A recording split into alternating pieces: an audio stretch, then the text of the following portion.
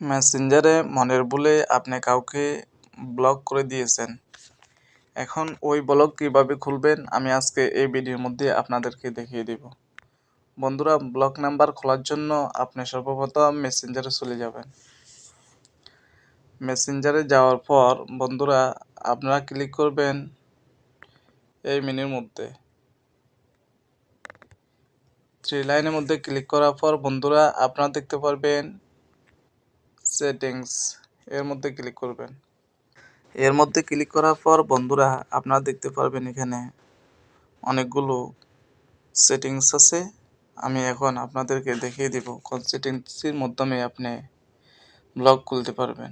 বন্ধুরা এখানে দেখতে পারবেন প্রাইভেসি অ্যান্ড সেফটি, এর মধ্যে ক্লিক করবেন।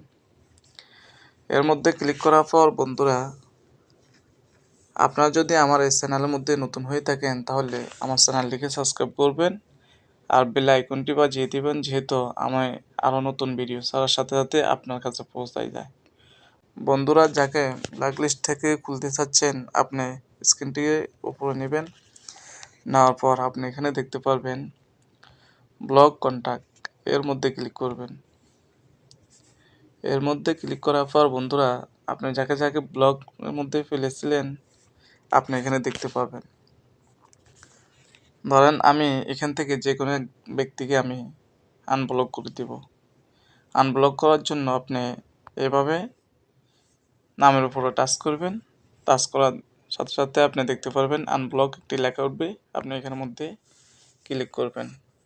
দেখতে পাচ্ছেন বন্ধুরা আমি যাকে ব্লক করেছি এখন তাকে আবার আনব্লক করে দিয়েছি।